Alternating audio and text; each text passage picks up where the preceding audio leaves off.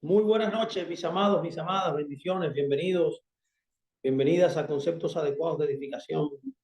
Le habla su servidor Luis Fernando Graciano. Para mí es un honor, un gran placer que esté con nosotros, de verdad, en esta plataforma llamada CADE, donde nos hemos propuesto enseñar la palabra desde un punto de vista más adecuado, hablar acerca de las raíces hebreas. Así que vamos a continuar con nuestra serie de enseñanzas llamada Entendiendo las palabras difíciles de Yeshua. Son una reunión de enseñanzas de versículos bíblicos, llevándolos a su entendimiento más preciso y adecuado, desde el contexto cultural, gramatical, desde su, desde la idea, podemos decirle de la idea original, lo que quiere decir el texto en el primer siglo. Es como si fuera que estuviéramos escuchando a Yeshua, como él habló, cuál fue la intención original que él tuvo al transmitir estos versículos. Así que vamos a ver,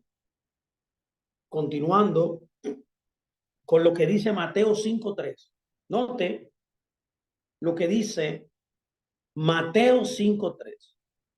Benditos los pobres en espíritu, porque ellos, porque de ellos es el reino de los cielos. Lo voy a repetir. Benditos los pobres en espíritu, porque de ellos es el reino de los cielos. Vamos a ver cuál es el contexto de esta escritura en el primer siglo. Mateo 5:23 registra la primera bienaventuranza, donde Yeshua asocia a los pobres en espíritu con el reino de los cielos. Pobres en espíritu es una abreviación de pobre y humilde de espíritu en Isaías 66:2. Y como dijimos en el inicio de esta clase, la semana pasada, cuando usted escucha algo que Yeshua diga en el Nuevo Testamento, usted debe saber dónde él lo dijo en el Antiguo. Debe hacer la pregunta, ¿dónde está escrito en el Antiguo Testamento?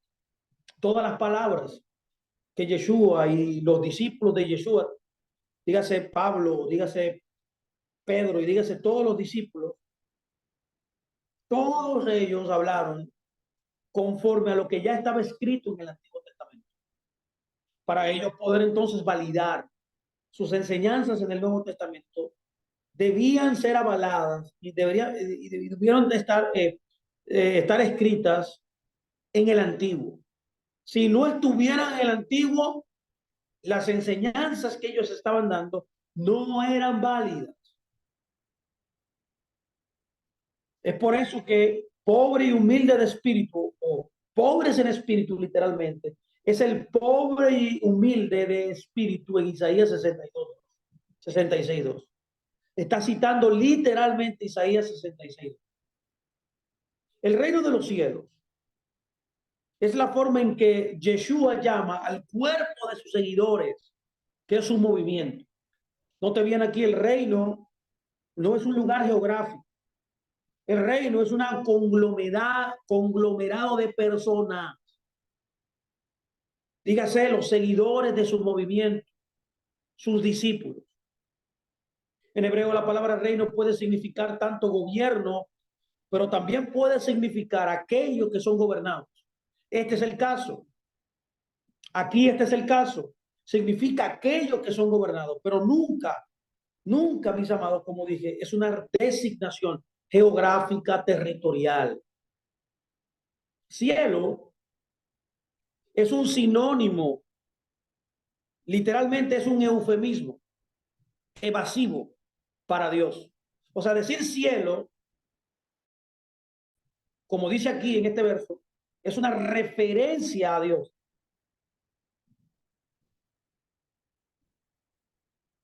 De ellos, aquí en este verso, porque de ellos dice, es una traducción errónea clásica, aún preservada en todas las versiones modernas de español. Por eso cité la Reina Valera, para que usted pudiera tener una idea bien clara de lo que estamos tratando de decir, pero para poder traer también la corrección y la enseñanza adecuada. La palabra griega para traducida de ellos debería ser traducida de estos, o de tales. En otras palabras, para que me entienda, no podemos poseer el reino. No nos pertenece.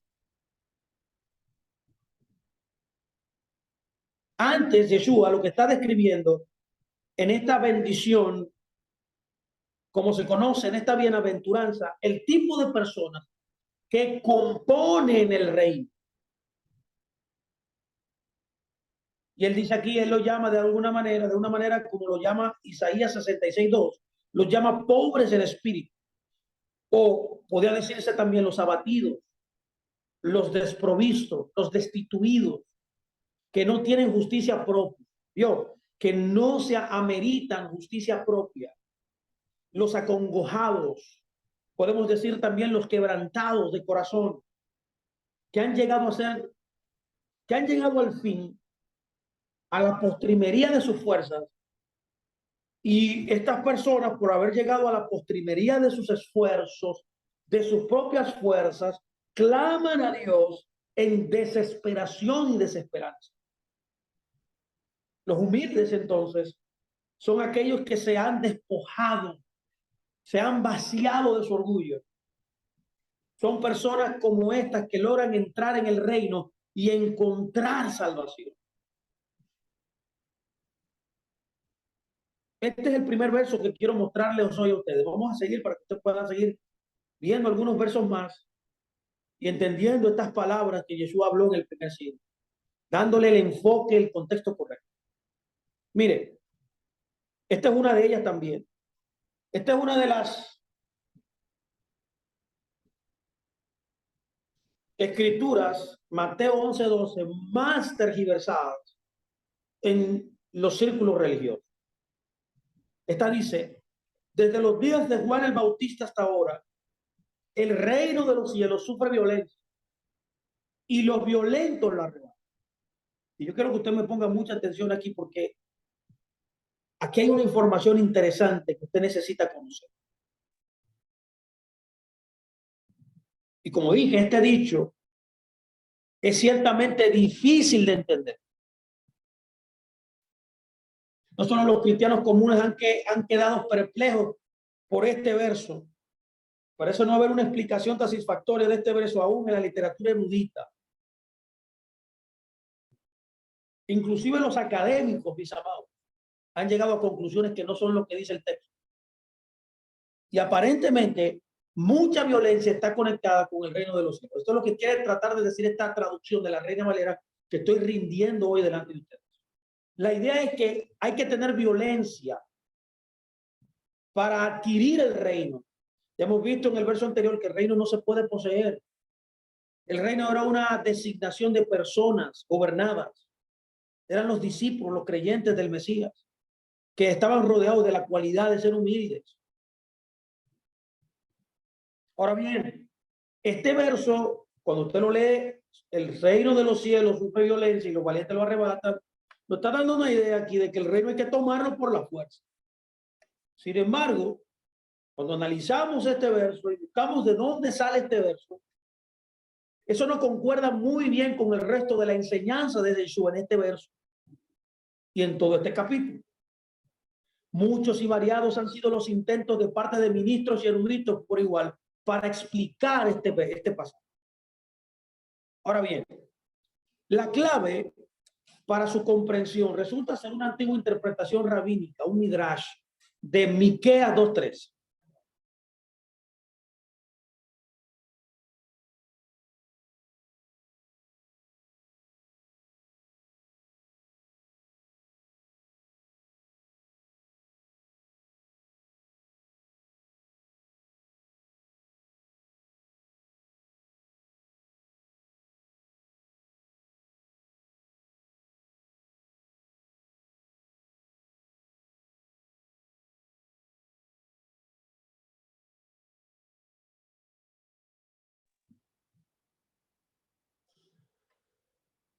¿Cuál es la clave, mis amados, para comprender esta antigua interpretación? Bueno, es una interpretación rabínica llamada un midrash de Miqueas 12:13. Miqueas 12:13 es la escritura que Mateo 11, Yeshua tiene en mente cuando dijo que el reino de los cielos, como usted va a ver que la traducción es diferente, el original, sufre violencia y los violentos lo arrebatan.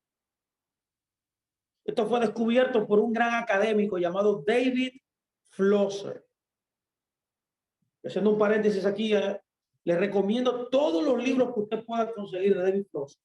Lo pueda conseguir, leerlo. Este es uno de los más grandes eruditos, mis amados, que enseña la judeidad de Yeshua. Miqueas 12:13 dice: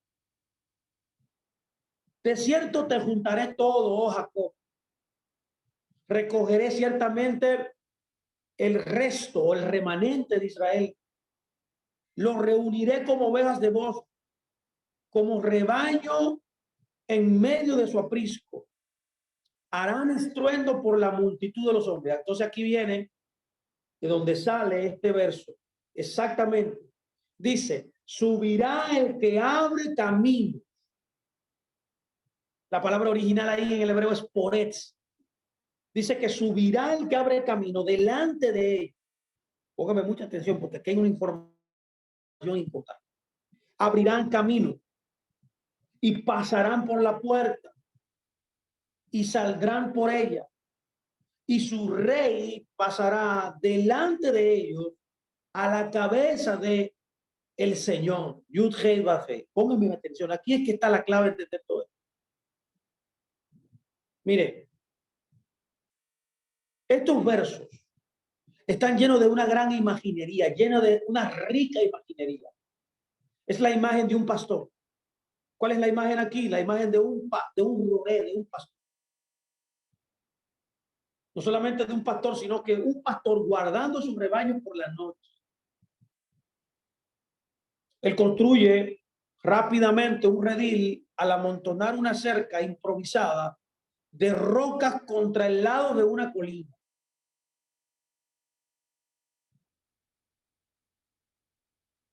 Lo hacía de esta manera. Él cogía piedras, hacía como un círculo alrededor de la montaña, del lado de la montaña, de la colina, y también ponía una estructura de espinas arriba de esas rocas. La razón de esto era que las ovejas, al ser muy juguetonas, muy saltarinas, podían saltar por las piedras e irse en la noche y perderse. La imagen que David nos da de que muchas ovejas se perdían en el valle de sombra y de muerte. Iban a los valles, se perdían en la noche, en la oscuridad. El redil era provisto para poder guardar a estas ovejas en la noche. Ahora, ¿qué pasaba? A la mañana siguiente, para dejar salir a las ovejas nuevamente a pastar, ¿qué pasaba? El pastor hace una abertura o una brecha en la cerca al sacar algunas piedras. Él se abre paso, ¿no? Luego de que abre la brecha a través de su puerta, guiando tras sí las ovejas. Nota aquí que todas estas ovejas han estado confinadas por toda la noche y casi no pueden esperar para salir en su estrecho encierro. Imagínate, toda la noche ahí. Imagínate, cuando rayaba el alba ya querían salir. Por supuesto, y como es de esperarse, estas ovejas, al estar tanto tiempo ahí en el redil, comienzan a empujarse y a dar a abarrotarse en la puerta. Muchas de ellas tratan de salir de inmediato, literalmente, en otras palabras, forzando la salida. Y así abrían aún más la pequeña puerta en su ansia por salir e ir al pasto verde. Y finalmente, mire la imagen aquí, echan a correr al espacio abierto,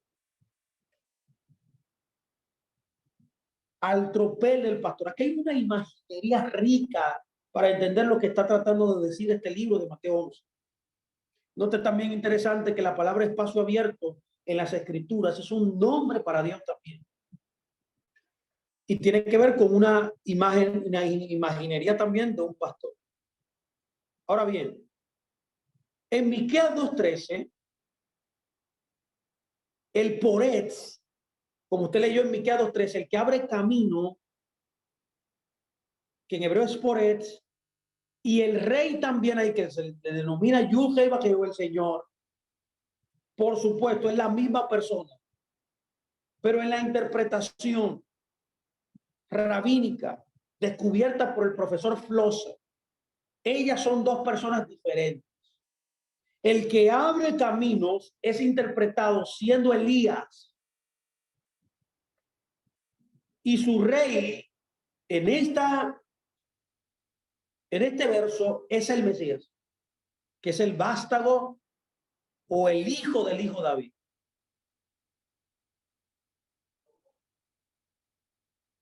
El rey de Israel, para que me entiendan, el Mesías de Israel. Entonces aquí en esta imagen hay dos personajes. Y es ahora donde nosotros podemos comenzar a entender lo que Jesús está diciendo. Luego de entender esta imagen hermosa de este redil, donde el pastor duerme con sus ovejas y luego abre una brecha, un camino para que ellas pasen a espacio abierto. Ahora bien, aquí él no solamente, mis amados, está aludiendo a Miqueas 2:3, sino también a una interpretación rabínica de ella bien conocida. Es que el reino de los cielos, dice él, está prorrumpiendo. En lugar de decir sufre violencia, como se traduce en muchas versiones, haciendo entender a la gente, yo he oído a muchos pastores, a muchos grandes líderes, hablando de que el reino hay que arrebatar, de que sufre violencia, cuando ahí no dice eso. Ahí lo que está diciendo es que el reino de los cielos está prorrumpiendo. El reino de los cielos está entrando en escena. El reino de los cielos se está promulgando. El reino de los cielos se está enseñando.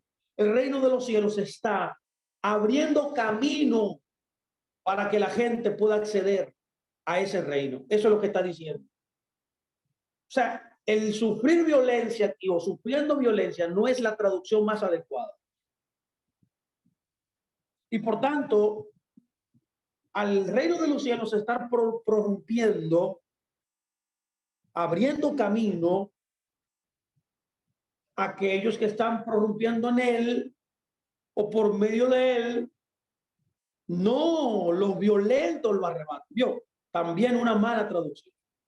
No dice los violentos lo arrebatan, sino los que están también prorrumpiendo en él, los que están entrando en él, los que son parte de él. Eso es lo que está diciendo. Los que entran a la cobertura del Señor, por así decirlo, a ser parte del pueblo de Dios, por así decirlo, no lo que lo arrebata. De manera que, mis amados, dos cosas tremendas están ahora aconteciendo aquí simultáneamente. El reino está prorrumpiendo en el mundo, se está manifestando, y en este caso de Jesús, en ese momento histórico, se está literalmente promoviendo, se está ofertando. Entró en vigencia, entró en oferta. Dios lo hizo visible. Dios está restaurando lo que se perdió en el principio. Y el otro punto es que los individuos dentro del reino están encontrando lo que está tratando de decir. No que los violentos lo arrebatan, sino que los que son parte de este reino, al ser parte de este reino, están encontrando libertad y liberación de todo elemento opresor. ¿Lo puede ver? ¿Lo puede entender? En Mateo 11:12, mis amados, como en el Midrash, Elías o Juan el Bautista es el que abre camino, que lo denomina, es la palabra hebrea poretz. Él hace la brecha en la cerca de roca y pasa a través de ella primero. En otras palabras, tanto Juan el Bautista como Elías son los que van delante del Señor y es el que ha abierto el camino. Él es el Elías de Malaquías 3:1 y de Malaquías 4:5-6. Juan el Bautista, quien va delante del Señor para preparar su camino. Y como en el Midrash, Yeshua el rey sigue a Juan, Yeshua es el mismo Señor que conduce, que es el que conduce al rebaño a través de la puerta. Mis amados, esto es una imagen poderosísima.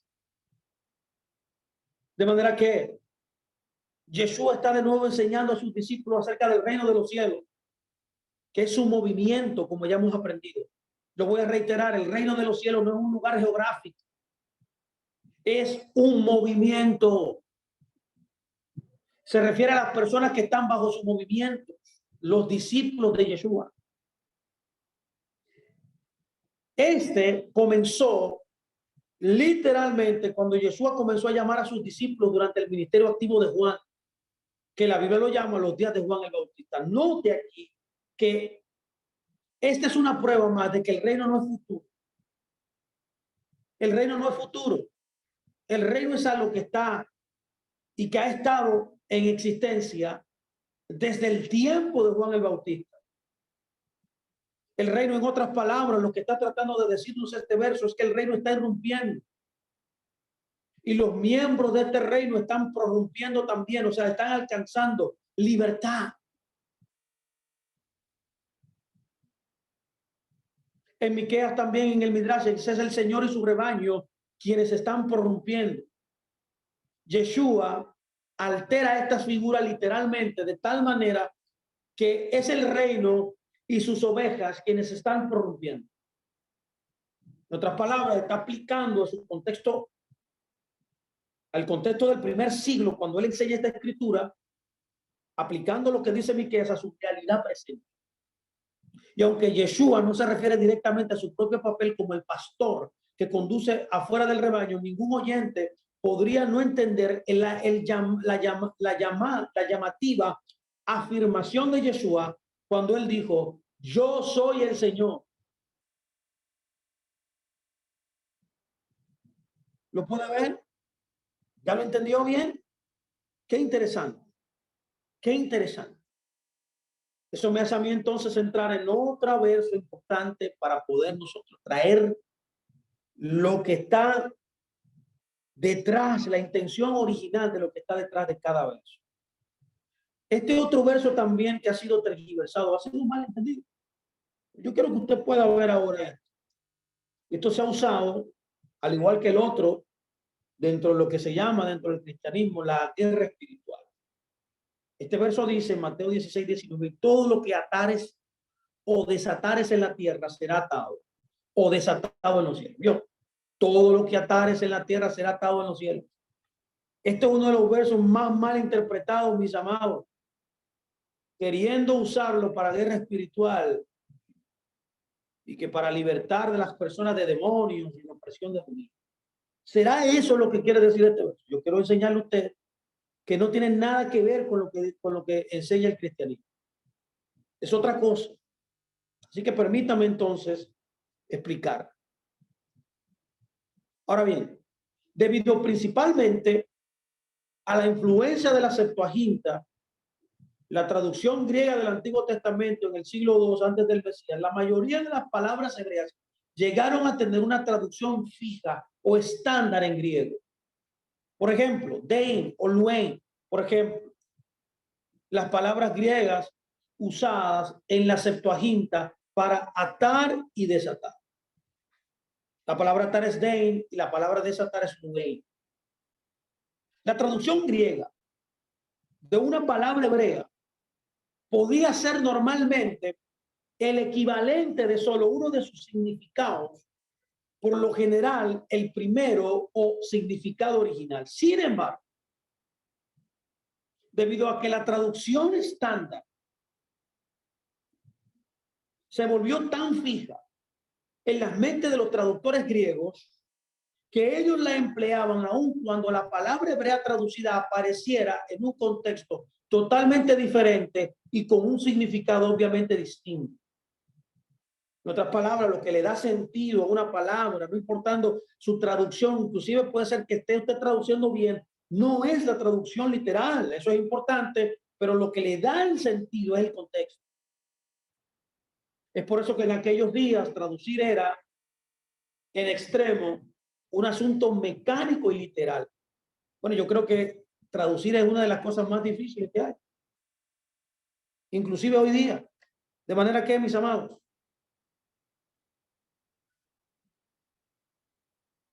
El método de traducción es realmente una bendición oculta para quien trata de recobrar un texto hebreo, tal como la vida de Yeshua, que ha sobrevivido solo en la traducción griega.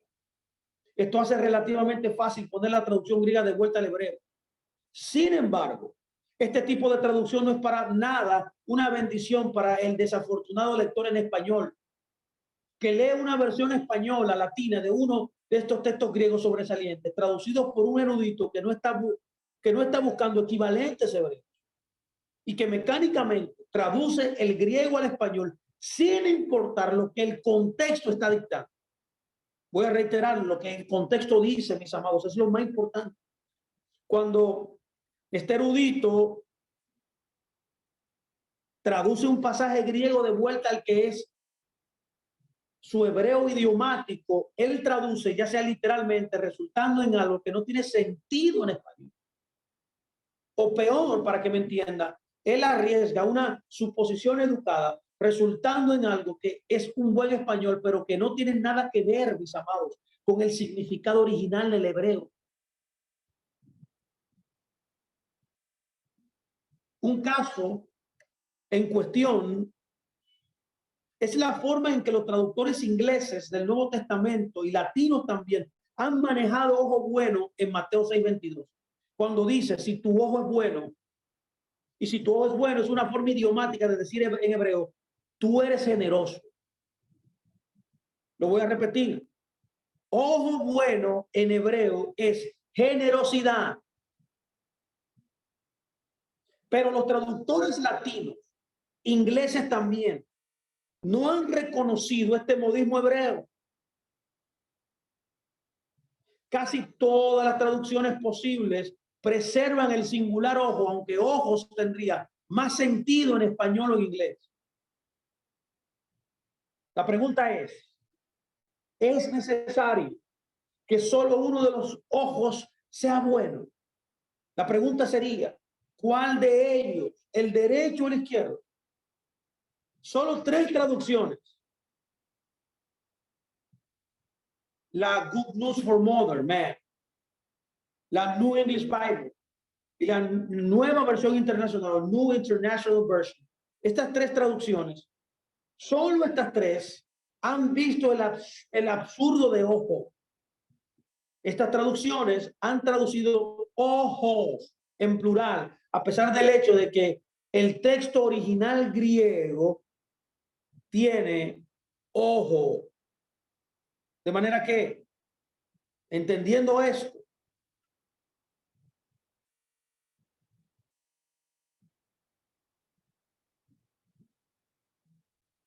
más variedad, mis amados,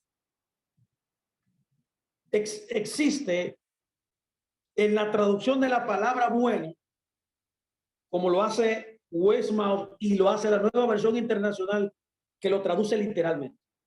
Pero obviamente bueno con relación a un ojo no significa nada en particular. Es por eso que Weymouth trata de resolver este problema, traducir ojo como vista. Él traduce si tú vistes. Otros traductores simplemente adivinan el significado de bueno. Han traducido también como único, que es la traducción tradicional de bueno, como lo hace la King James y como lo hace la American Standard. La mayoría de las versiones modernas prefieren sano, como la Goodspeed, como la amplificada, como la Biblia de Jerusalén, como la Biblia de Berkeley y como la Biblia también revisada estándar de Williams. Otras sugerencias también de esta traducción también son claros. Y también se traduce como la traducción viviente, lo traduce puro. Solo James Moffat traduce ojo bueno como generoso. Solamente este señor. Pero todavía, aunque traduce ojo bueno, o sea, traduce ojo bueno como generoso, todavía usa sano en el paralelo de Lucas a Mateo 6:22, que es la misma palabra griega para bueno que aparece en ambos lugares, ya que estos dos versos son paralelos. Aparentemente, notamos que por el tiempo en que Moffat alcanzó Lucas 11:34, ya estaba comenzando a dudar sobre su traducción de Mateo 6:22. Por tanto, Las palabras hebreas, entonces, debo de decir todo eso, para atar y desatar, que es lo que estamos tratando de averiguar aquí, qué significa eso. Cada una aparece con más de un significado en el Antiguo Testamento. O sea que no hay un significado estándar en la traducción, como lo hace la versión griega, sino que atar, por ejemplo, puede significar en Jueces 16:11 amarrar. En Segunda de Reyes 17:4 puede significar aprisionar. En Génesis 46:29 puede significar uncir, como cuando usted unce una carreta, un carromato, un carro. Y también en Génesis 49:11 también significa, se traduce como atar un animal. En el tiempo de Yeshua, la palabra atar había adquirido un significado adicional a este. Atar, en el tiempo en el cual Yeshua vivía, en el judaísmo del segundo templo, como se conoce este tiempo, esa palabra tomó el sentido de prohibir. De la misma forma, entonces, desatar había adquirido el significado opuesto, que era permitir. Por tanto, estos últimos significados de atar y desatar son los únicos que encontramos más frecuentemente en la literatura rabínica. Es por eso que los sabios eran constantemente consultados por su comunidad para interpretar mandamientos escriturales. La pregunta necesaria en este punto es, ¿era tal o cual cosa permitida? ¿Era tal o cual cosa permitida? ¿Qué se permitía y qué no? La Biblia, por ejemplo, prohíbe trabajar en Shabbat. Pero lo importante aquí es que aunque dice que no trabaja en Shabbat, la Biblia no traduce o no define qué es el trabajo. Por esa razón, como resultado, los sabios eran consultados para de esa forma poder declarar lo que se permitía y no se permitía hacer en el Shabbat. Ellos ataban, prohibían. No te viene que atar significa prohibir ciertas actividades y desataban, o sea, permitían otras actividades.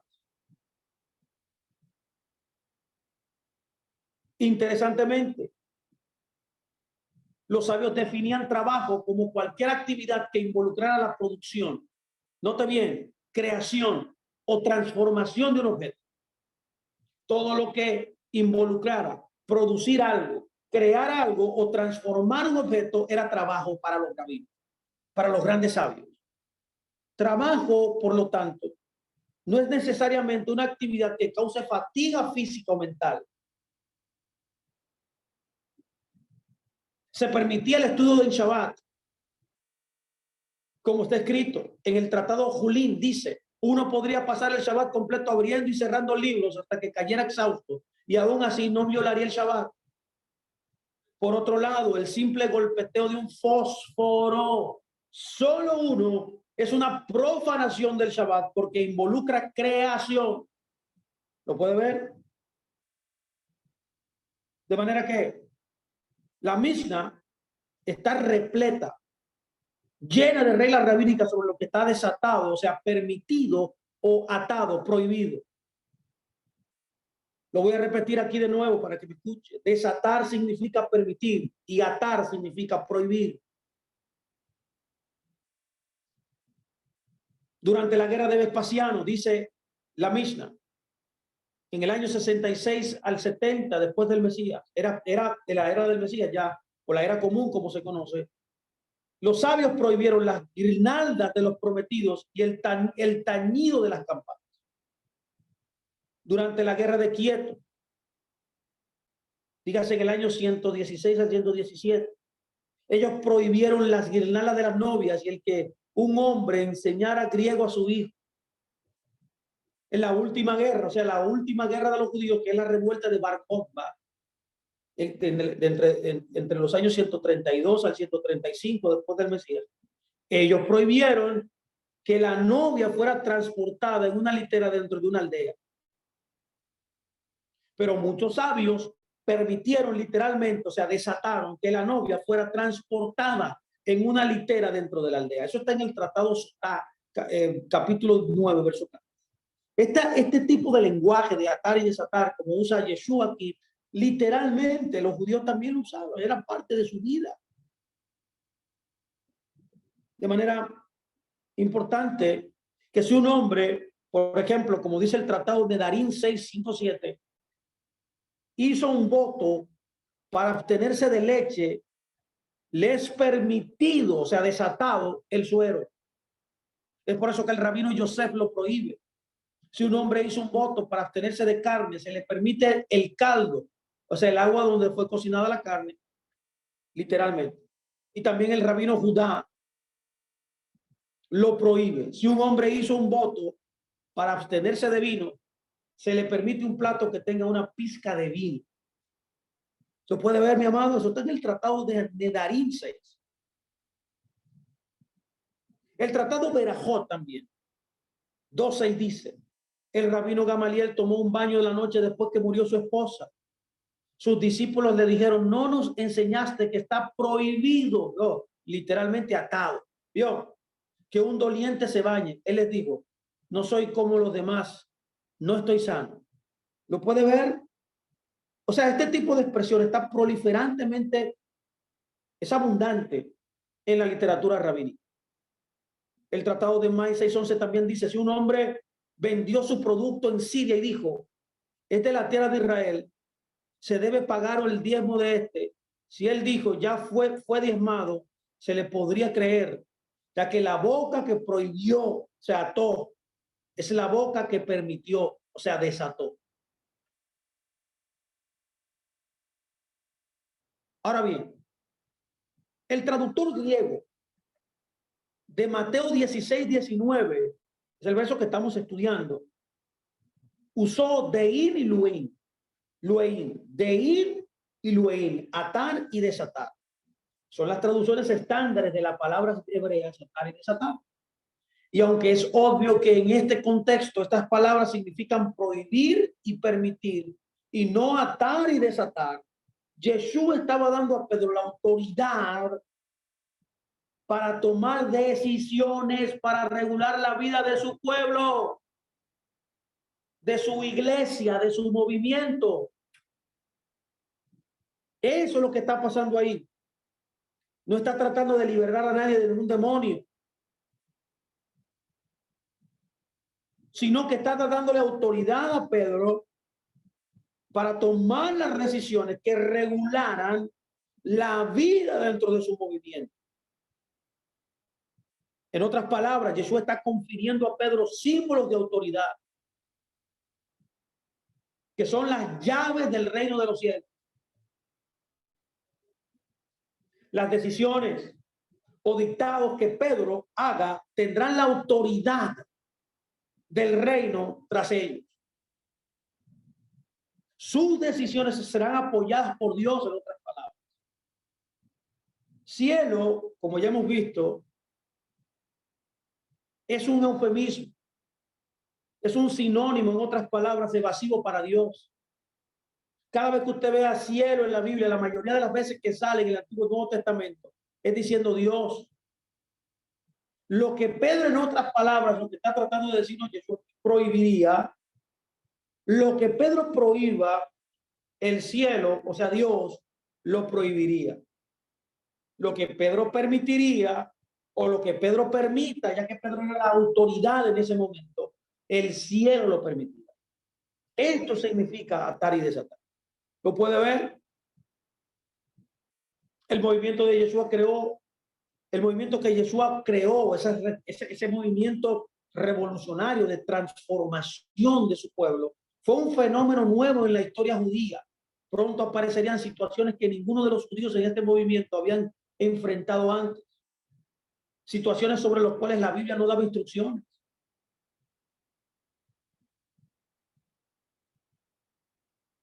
situaciones con las cuales aún los sabios, mis amados, contemporáneos de Yeshua no habían tratado. Es por esa razón que se debían tomar decisiones y encontrar soluciones. Aún más preocupante, Yeshua, que era el maestro de Pedro, ya no estaría allí para tomar decisiones por él, para decir lo que se permitía y se prohibía. Pedro y los otros líderes del movimiento Yeshua de la iglesia tomarían ahora su lugar. Por lo tanto, ellos no debían estar indecisos por temor a equivocarse. Ellos tenían la autoridad delegada de parte de Yeshua para tomar las decisiones necesarias para que su movimiento, ese movimiento comenzado por Yeshua, tuviera vigencia, se rigiera por instrucciones sabias. Dios estaría con ellos. Y por tanto, al tener la autoridad delegada de Dios, Dios les respaldaría su decisión. ¿Lo puede ver? ¿Lo puede notar? Los apóstoles, como los sabios, eran consultados por su comunidad. Es interesante notar que todas las sinagogas en el primer siglo tenían un beidín, tenían un cuerpo administrativo de justicia. Tenían un cuerpo de justicia donde eran 3 jueces, que eran los principales líderes de la asamblea, eran los que tomaban las decisiones, los que ataban y desataban.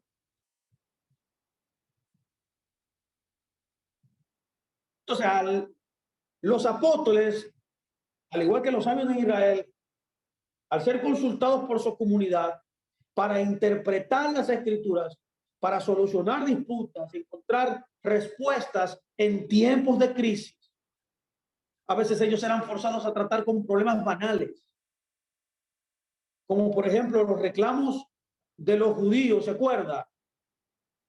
De habla griega, que sus viudas no estaban recibiendo buen trato como las viudas que hablaban hebreo en la distribución diaria de alimentos. Eso está en Hechos 6, ¿se acuerda? 1:6.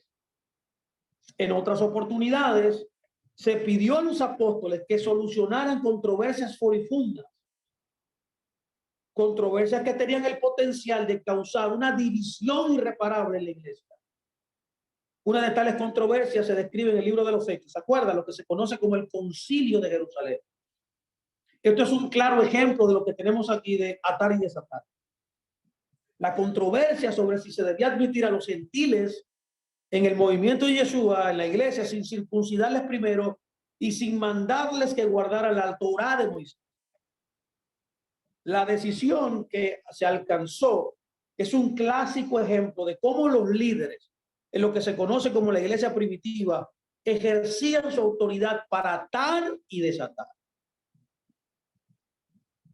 De manera que espero que usted ya lo haya comprendido. Los apóstoles y ancianos se reunían en Jerusalén para discutir el problema, ¿se acuerda? Convocan una reunión. Hubo bastante debate, tomaron tiempo. Se levanta Pedro, habla Pedro, luego habla Santiago. La actitud de Pedro fue probablemente crucial aquí, ya que fue a él que originalmente Yeshua le dio autoridad para tomar decisiones que afectaran a la iglesia. Pedro desató. Él concluyó que el yugo de los mandamientos era demasiado pesado para los antiguos gentiles. No se les debía pedir que guardaran la ley de Moisés. De igual manera, Santiago estuvo de acuerdo. Y ahí él también desató. Está escrito en el verso 19, escuche. Por lo cual yo juzgo, Dios, que no se inquiete a los gentiles que se convierten a Dios. Pero Santiago ató también al mismo tiempo que desató ahí. Él concluyó que era necesario que los gentiles que habían creído se apartaran de la idolatría y de las prostitutas sagradas, que era la porneia, la fornicación, y se abstuvieran también de comer carne de la cual la sangre no había sido quitada, tal como las carnes de los animales que habían sido estrangulados antes de ser desangrado. Santiago aquí, Beta, prohíbe, en otras palabras, tres cosas. Y luego de sus discursos, las decisiones de Pedro y Santiago incluyen prohibiciones de Santiago. Estas fueron confirmadas por el resto del liderazgo. Y más tarde, como vemos en el verso 22, por todo el movimiento, por toda la congregación, por toda la iglesia. ¿Lo puede ver?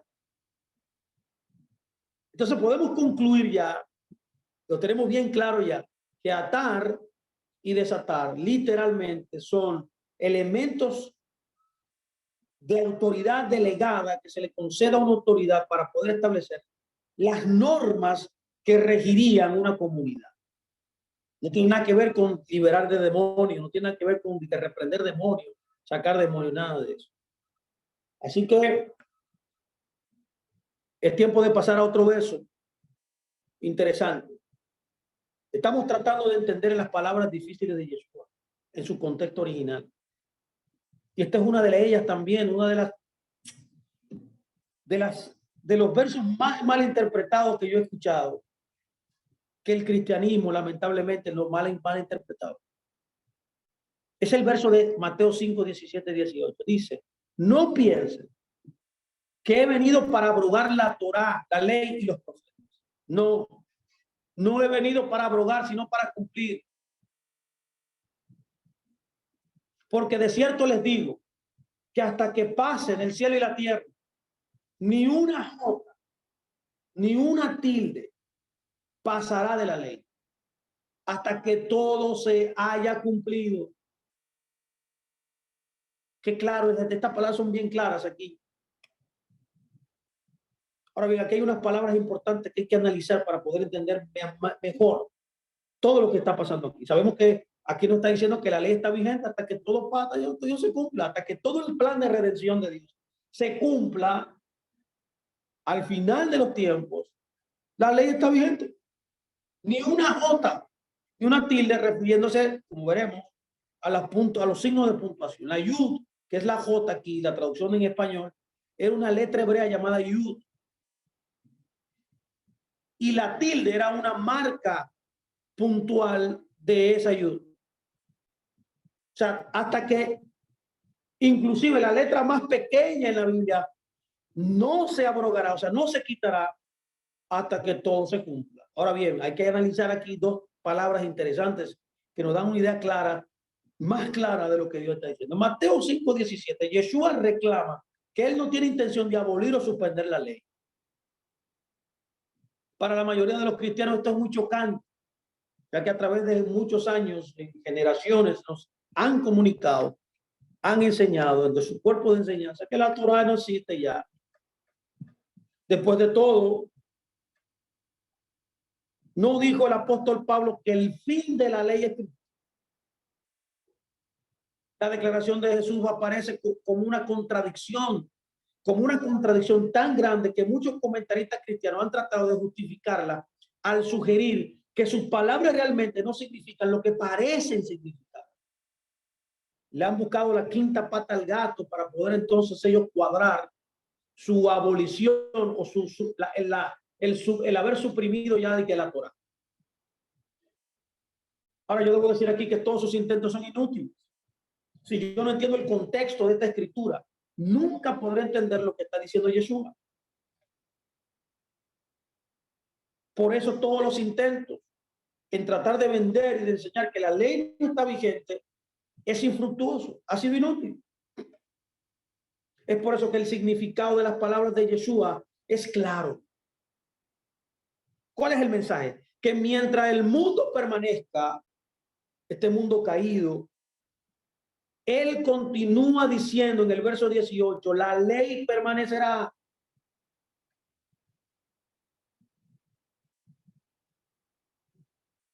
En esto, Jesús está completamente de acuerdo con todos los sabios de Israel. Todo tiene su fin. Dice Génesis Rabá lo siguiente, todo tiene su fin. El cielo y la tierra un límite, excepto una cosa que no tiene fin, ¿Cuál es esa cosa? Dicen los rabinos en Génesis Rabá, un comentario rabínico 10:1 dice, la ley. ¡Wow! ¡Qué hermoso! Lo mismo que Jesús enseña en Mateo 5:17-18 lo enseñan los rabinos. Aunque si todas las naciones del mundo, dice el Levítico Rabá también 19:2, se unieran para arrancar una palabra de la ley, escucha bien, ellos no podrían hacerlo. ¿Puede ver la conexión que hay aquí? Con lo que Jesús enseñaba y con lo que los sabios de Israel en el primer siglo enseñaban. De manera que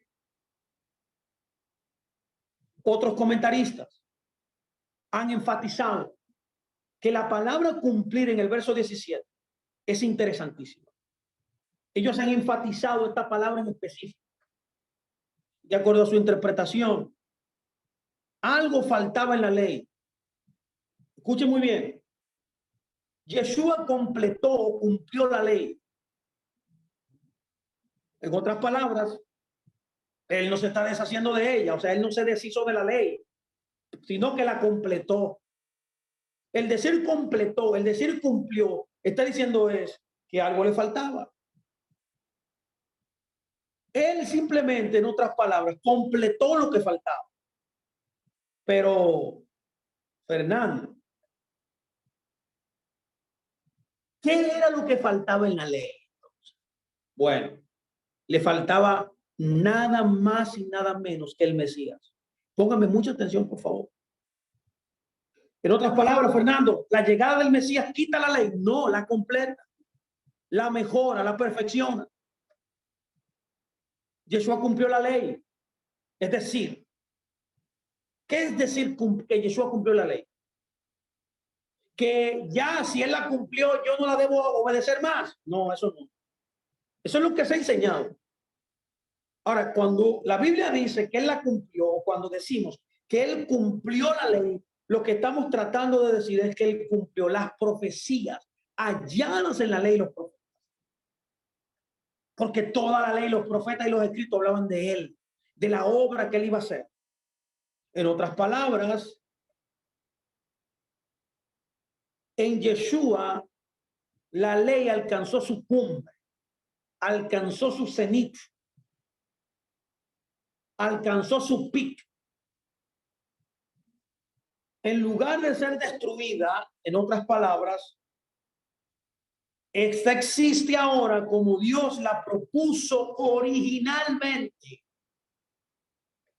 Yeshua viene a darle el sentido perfecto de lo que Dios intentó cuando Él la reveló.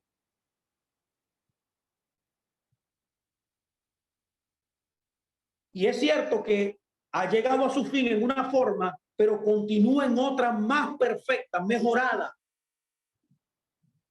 Esta interpretación también tiene sus problemas. Es cierto que Yeshua es el cumplimiento de la Torá, de la ley, como dice literalmente Romanos 10:4.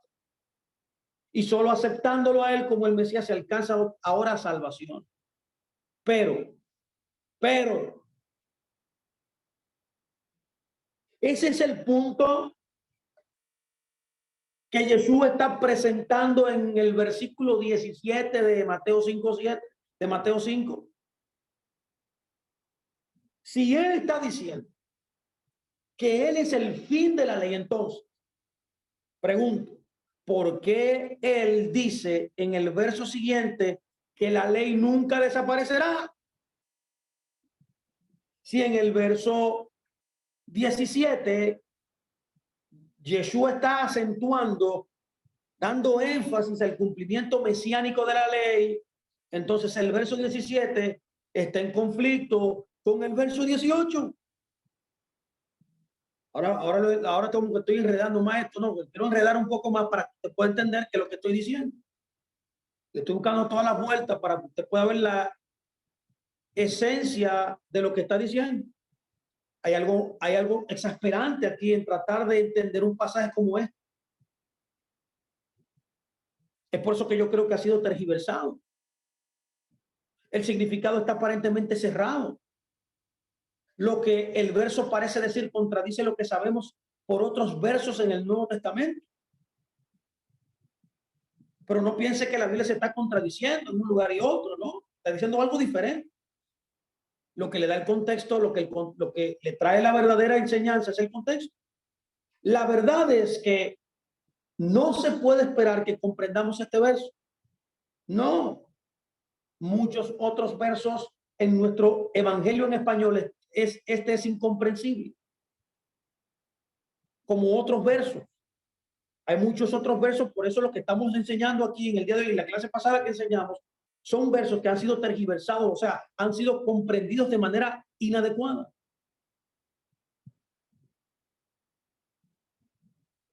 Tampoco mejoraremos al estudiar el versículo en griego. El griego es igual de impenetrable. Y como es usual, la única solución es poner el griego de vuelta al hebreo para poder saber qué es lo que está diciendo. Una vez que ponemos este pasaje en su contexto hebreo, este cobra el sentido que Yeshua le quiso dar.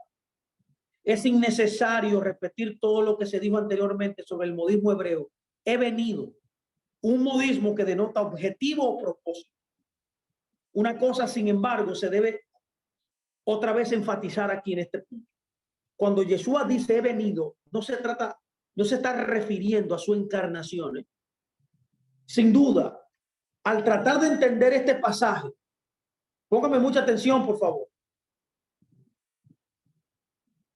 Todo gira en torno al significado de las palabras abrogar, que literalmente significa destruir o desaparejar, y cumplir también en el verso 17.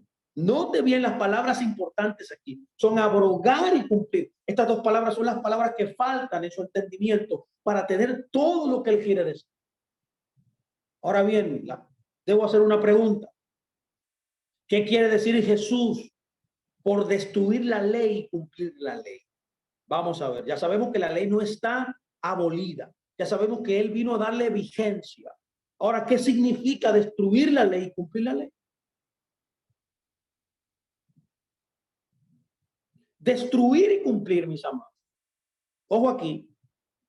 Son términos técnicos usados en la argumentación rabínica. Como usted sabe bien, Yeshua era un rabino. Era un rabino. Y un rabino del primer siglo. Cuando un sabio pensaba que un colega había malinterpretado un pasaje de la escritura, como rabino, él diría, estás destruyendo la ley. Cuando un rabino interpretaba incorrectamente la escritura, otro rabino le diría, estás destruyendo la ley. Es por eso que es superfluo decir que en la mayoría de los casos su colega discreparía fuertemente. Lo que era destruir la ley para un sabio, para el otro era cumplir la ley, que era interpretar correctamente. Por tanto, lo que estamos observando en Mateo 5:17, en Mateo 5:18 y en adelante es una discusión rabínica. Alguien ha acusado a Yeshua de destruir la ley. O sea, en otras palabras, alguien ha acusado a Yeshua de interpretar mal la ley. Y por supuesto, ni Yeshua o sus acusadores nunca pensarían en la idea de destruir literalmente la ley. Además, nunca el acusador conferiría o concebiría el imputar a Jesús el intento de abolir parte o toda la ley mosaica. Lo que se está cuestionando en esta escritura es el sistema de interpretación de Yeshua. En otras palabras, la manera, la forma como Yeshua interpreta las escrituras.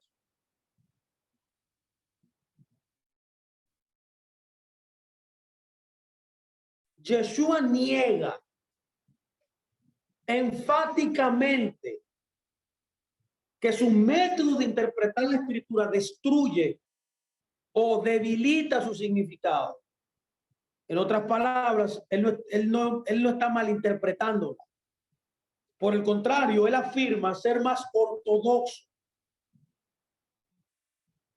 que sus acusadores. Para Yeshua, un mandamiento pequeño, como no acumules odio en tu corazón, es tan importante como un mandamiento grande, no matarás. Además, un discípulo que quebranta un mandamiento pequeño será considerado pequeño. En otras palabras, tendrá una posición inferior en el movimiento de Yeshua. Es lo que está diciendo. No se crean que inclusive hasta un mandamiento pequeño es inconcebible dentro de mi movimiento que se ha quebrantado. El que quebrante un mandamiento pequeño, en otras palabras, tendrá una posición inferior en mi movimiento. Es por esa razón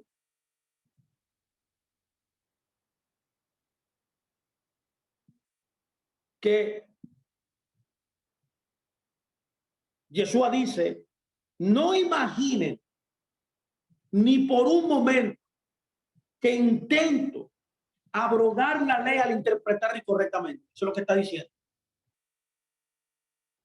Él está tratando de decirle, mi propósito no es debilitar o invalidar la ley, sino que él, al interpretarla correctamente, la palabra de Dios, la palabra escrita, me propongo establecerla, es decir, hacerla aún más perdurable.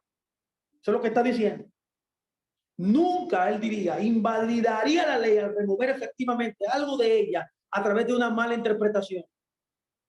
Es más probable que desaparezca el cielo o la tierra antes que algo de la ley desaparezca. Ni la letra más pequeña del alfabeto, la yud, ni aún su aguijón o su punto decorativo desaparecerán alguna vez de la ley. Esto fue lo que él quiso decir en el idioma original, en el contexto original. La tilde aquí de la yud, que se traduce como tilde, de la yud, como usted puede ver aquí en esta imagen, en su lado derecho de la pantalla, lo puede ver. La tilde es el pequeño aguijón decorativo, lo puede ver ahí, míralo aquí, voy a poner el cursor para que lo pueda ver. Esto es lo que se proyecta del borde superior de la letra, de la J, de la Yud, que es la letra Yud en hebreo, que es la que usted puede ver arriba también ahí con un cuadro amarillo. Esta tilde o este énfasis, que es el punto más pequeño, ni eso dice él. ¿Qué va a pasar? ¿Lo puede notar? ¿Ya pudo entender claramente este verso? Qué interesante, ¿eh? Qué bueno es estudiar las escrituras desde el punto de vista correcto, de donde se dio. Aquí hay otro verso que quiero compartir con ustedes también importante que podamos entender. Y es lo que Lucas 10, 5, 6 dice. La Biblia dice, en cualquier casa donde entren, primeramente diga, pase a esta casa. Y si hubiese allí algún hijo de paz, su paz reposará sobre él. Y si no, se devolverá a ustedes. Eso está en Lucas 10, 5, 6. Note bien aquí que esto es importantísimo también que le entendamos. Entendiendo las palabras difíciles de ellos. Aquí hijo de paz es un modismo que no existe en español. No existe en español. El traducirlo literalmente, como lo hacen la mayoría de nuestras traducciones bíblicas, es de poca ayuda. Ahora bien, la pregunta es, ¿qué significa hijo de paz? ¿Qué es un hijo de paz? Vamos a ver. Algunas de las traducciones más recientes de la Biblia usan amador de paz, como la Good Spell, como la Good News for Modern Man y la Phillips también. Aunque suena más familiar, no es, mis amados, la traducción correcta del modismo hebreo hijo de paz.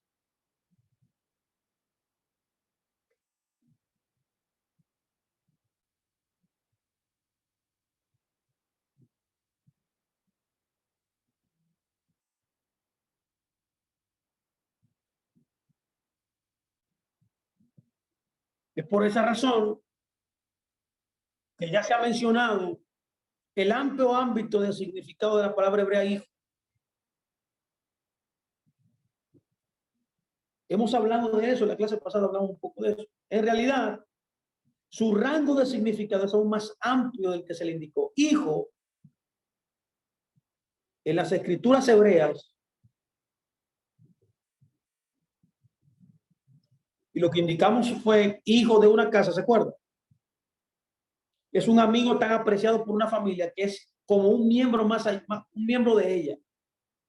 Por ejemplo, en 1 Samuel 20:31 dice hijo de muerte, que es alguien que merece morir o que ha sido condenado a muerte.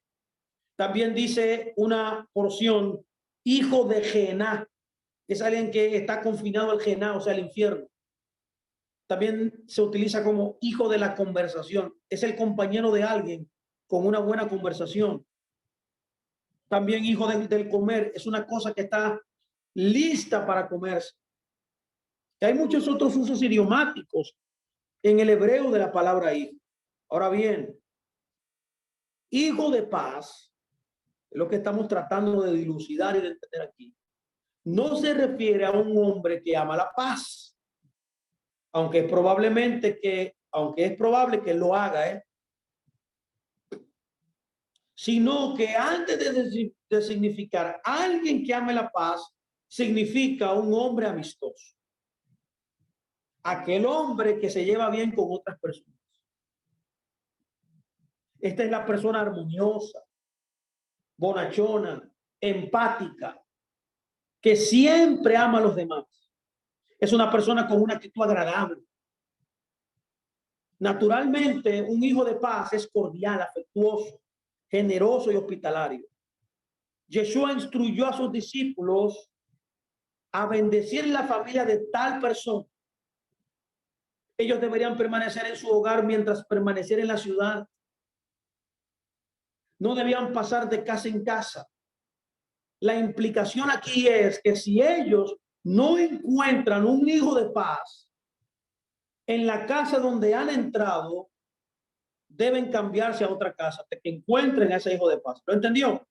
Vamos a tratar de expresar esto más claramente, lo que Yeshua dijo en Mateo 10, 5, 6, a traducir literalmente al español coloquial. Él quiso decir lo siguiente, lo cito: cuando ustedes, mis discípulos, sean invitados a una casa, que su primer acto sea decir paz para esta familia. Si el dueño de esta casa resulta ser un ser verdaderamente amigable, hospitalario, o sea, lo que estamos tratando de escribir, un hijo de paz, que la bendición, la paz que ustedes pronunciaron cuando entraron en la casa, permanezca sobre su familia. Pero si él no es amigable, retiren su bendición y vayan y pasen a otra casa. Esto fue lo que él dijo decir ahí. ¿Lo puede ver? ¿Lo puede notar? Un hijo de paz, entonces, es una persona que tiene una actitud agradable, cordial, generosa, hospitalaria. Qué interesante. Ahora bien, cuando se decían paz para esta familia, es la bendición. Es una bendición que en hebreo se llama shalom o paz. La palabra hebrea shalom tiene matices de significado, que la palabra paz no tiene en español.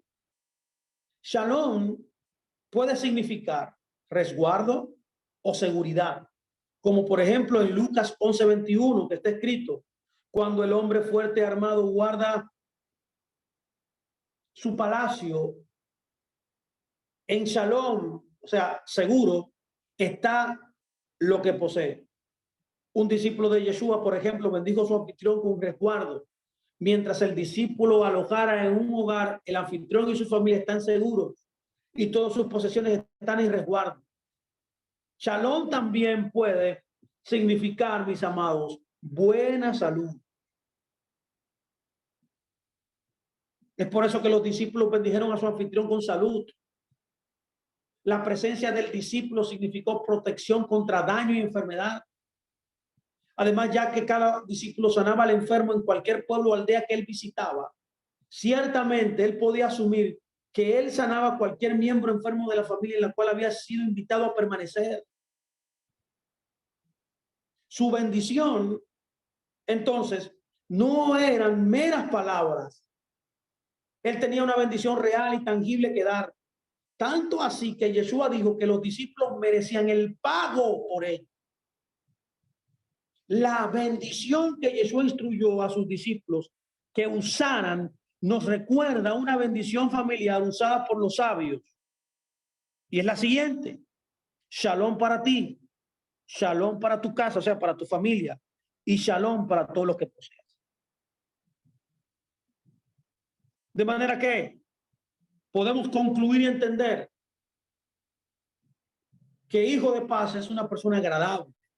Hijo de paz es una persona amigable, una persona hospitalaria, una persona que te abre sus puertas y te da hospitalidad, te trata con decencia y te trata con una deferencia alta y te agrada y te permite reposar ahí. Y más, permite que la bendición que uno trae caiga ahí también. Así que permítame yo introducirlo a otro verso importante. Mateo 5:20. En Mateo 5:20 nos dice la escritura, porque les digo que si su justicia, póngame mucha atención, por favor, porque esto es importantísimo también, ya que esta es una de las traducciones también más mal entendidas. Si su justicia no fuere mayor que la de los escribas y los fariseos, no entrarán en el reino de los cielos. Note que los escribas y los fariseos eran extremadamente escrupulosos en su observancia religiosa. La pregunta es, ¿debemos ser más justos que ellos si queremos entrar en el reino de los cielos? A primera vista, eso es lo que Jesús parece estar diciendo. Sí, esa es la traducción Reina Valera, sí. Pero ¿será cierto eso? Y así es como muchos de los mejores comentaristas, lamentablemente, han entendido esta palabra. Por ejemplo, W.C. Allen, editor del volumen sobre Mateo en el Comentario Crítico Internacional, escribe lo siguiente: porque su justicia no debe ser menos, sino más minuciosa que la de los escribas y los fariseos. Esto está en la página 46 de este comentario. Sin embargo, casi todo cristiano instintivamente siente la imposibilidad de tal interpretación porque no corresponde a la enseñanza del resto del Nuevo Testamento. La pregunta sería, ¿cómo entonces debemos entender este dicho de Yeshua? Bueno, la clave aquí, por eso estamos aquí, para investigar, para enseñar estas cosas. La clave es una correcta comprensión de la palabra justicia y la frase reino de los cielos. Bueno, que ya hemos compartido en otros versos que acabamos de describir en el día de hoy. Pero vamos a ver, vamos a seguir avanzando. Vamos a hacer esta comprensión, vamos a entender, vamos a ver qué es lo que queremos decir con esto. Por el tiempo de Jesús, las ricas palabras del Antiguo Testamento, Sedaká, que es usada aquí por justicia, es la palabra Sedaká, justicia en el sentido de liberación y salvación. Esta palabra había llegado a tener un significado más limitado. ¿Cuál era el significado aquí en Mateo? Bueno, el significado en el primer siglo también era caridad. Póngame mucha atención, por favor. Caridad, que es una ayuda económica para el pobre. Sedaká.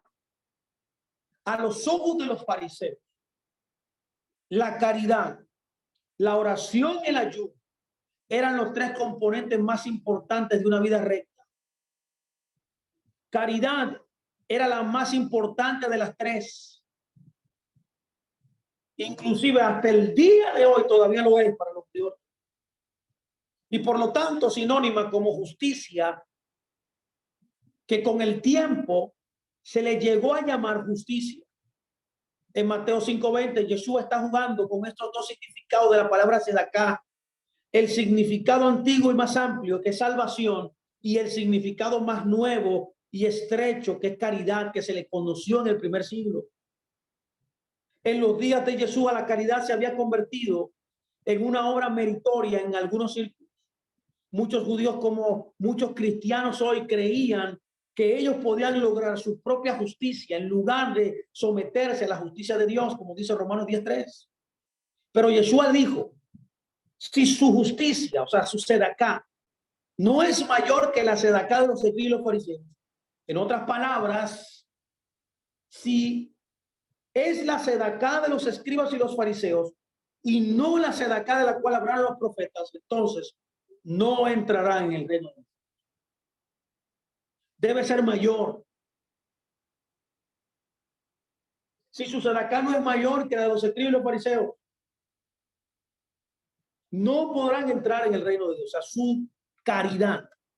En otras palabras, estamos aquí en un verso bien difícil de entender, así no entendemos esta idea del primer. Ahora, ¿qué podemos saber del reino de los cielos? Ya hemos entendido que el reino de los cielos no es futuro, no se refiere a algo futuro. El reino de los cielos, póngame mucha atención, por favor, anote esto, es el nombre que Yeshua le da a su movimiento. Es el cuerpo de discípulos. Por tanto, si el reino de los cielos es el nombre que le da su movimiento, el cuerpo de discípulos, sus discípulos, sus seguidores, por tanto, el entrar en el reino de Dios, entrar en el reino de los cielos, significa convertirse en un discípulo o en un creyente. No significa que ir al cielo. Si su justicia se reduce a la caridad, es lo que está advirtiendo Yeshua: ustedes no entrarán en mi movimiento, ya que eso era lo que enseñaban los escribas y los fariseos. Si su justicia, su sedaká, no la sedaká de Dios, ustedes perderán del todo la sedaká, la salvación de Dios, es lo que está diciendo.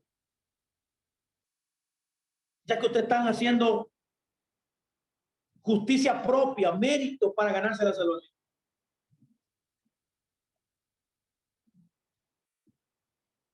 En otras palabras, ustedes nunca la encontrarán porque la están buscando en el lugar equivocado, inadecuado. ¿Lo puede ver? Interesante. Ahora bien, pasemos a otro verso. Lucas 23:31 dice: porque si en el árbol verde hacen estas cosas, en el seco, ¿qué no hará? En el seco, ¿qué no se hará? Note, aquí hay un ejemplo en el verso que es incomprensible en el griego, en el cual ha sido preservado, pero que hace sentido perfectamente cuando nosotros lo traducimos al hebreo. De nuevo, note que Yeshua se está refiriendo al árbol verde y al árbol seco mencionados en la profecía de Ezequiel contra Jerusalén y su templo.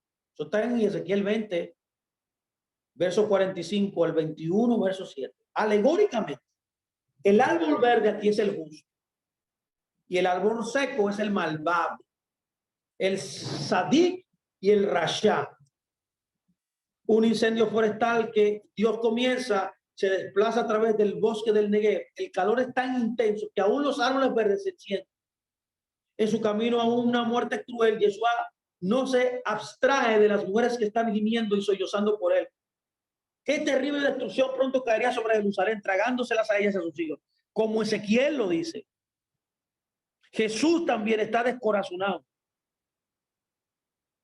Él dice en Ezequiel 21, 6, 7: y tú, hijo de hombre, gime con quebrantamiento de tus lomos y con amargura. Gime delante de los ojos de ellos, y cuando te dijeren, ¿Por qué gimes tú? Dirás, por una noticia, que cuando llegue hará que desfallezca todo corazón y toda mano se debilitará y se angustiará todo espíritu y toda rodilla será débil como el agua.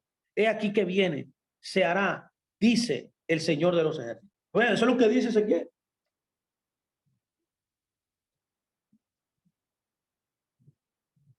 Aquí en el contexto de Lucas, las mujeres están sollozando por Yeshua. Si tan solo supieran lo que vendrá sobre ellas, estarían sollozando por sí mismas. Es por eso que Yeshua les dice, no lloren por mí, lloren por ustedes. Si ellos me hacen esto a mí, ¿qué no le harán a ustedes? En otras palabras, si esto se hace al árbol verde de lo que dice Ezequiel 20:47, que es a Yeshua, ¿qué les acontecerá a los árboles secos, a los que no son justos? Los árboles secos enfrentarían el mismo destino a manos de los romanos y aún peor. De manera que el texto griego dice literalmente, si ellos hacen estas cosas en un árbol verde, hacer en alguien aquí es un modismo hebreo que significa hacer para alguien. Y es este modismo el que ha confundido a nuestros traductores. Algunos traductores, como la versión estándar revisada, por ejemplo, intenta ser coherente este verso al traducirlo de la siguiente manera. Porque si ellos hacen esto cuando el árbol está verde, ¿qué pasará cuando este esté seco? Ahí cambia el significado. El mismo modismo aparece en Mateo 17:12, refiriéndose a Juan el Bautista.